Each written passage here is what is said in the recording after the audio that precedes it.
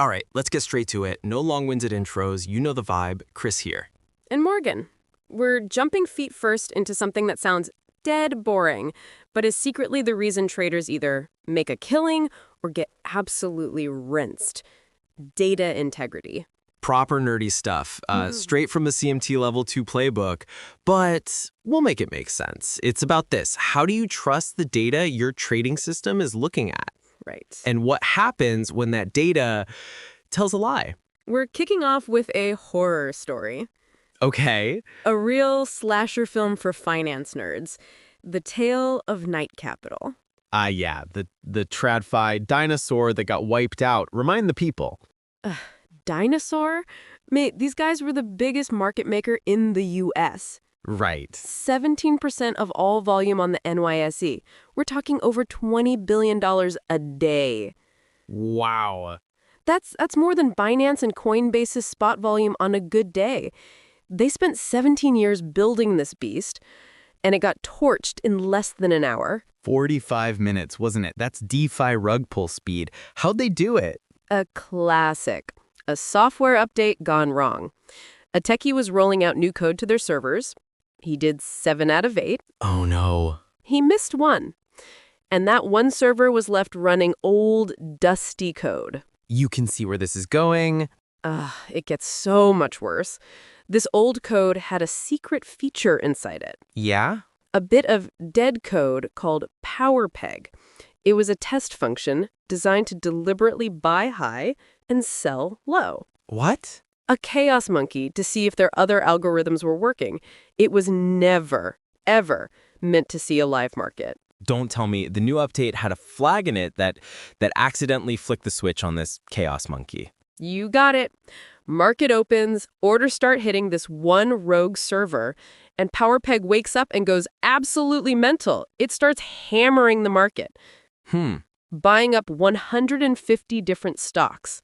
In 45 minutes, it had bought, a dramatic pause, $7 billion worth of shares they never intended to own. $7 billion. That's not a fat finger trade. No. That's a whole damn body slam on the keyboard.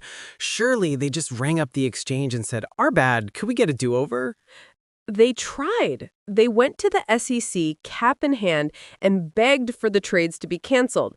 The SEC looked at the rules and basically said, Oof. Bluntly, tough luck, lads.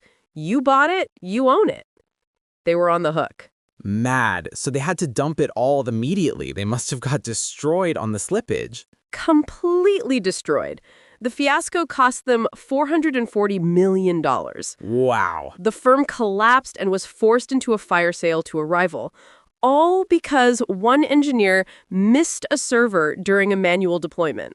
But hold on, it's not just one guy's fault. I mean, the whole setup was a joke. Leaving dead code in a live system, manually deploying critical updates, no kill switch to stop the carnage. It's a masterclass in what not to do. It's the ultimate cautionary tale. And it brings us perfectly to the next level of this data game. A bit of myth busting. The question is, should you even clean your market data? What? You mean like filter out bad prices? Of course you should. If you get a dodgy data feed from some washed up crypto exchange and it suddenly prints Bitcoin at $10, your bot needs to know that's rubbish. That's what the dusty old textbooks from 2001 will tell you. Remove outliers, apply filters.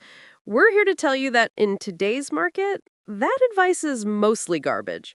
Bold. Go on then. Convince me. You're saying leave the weird, glitchy-looking prices in? 100%. Here's why.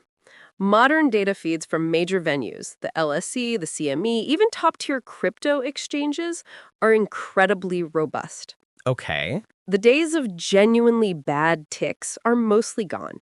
If you see a weird price, it's almost certainly a real event. So if it looks like an error, it's probably just a reflection of a chaotic market. Exactly. It could be a flash crash, a feed failover at the exchange, or another institution's algorithm going haywire like Night Capital's did. The point is, it's real information. Right. Other participants are seeing it. If you clean your data, you're just putting on a blindfold. You're trading in a sanitized fantasy world that doesn't exist. Okay, that clicks. Your back testing is the biggest liar here.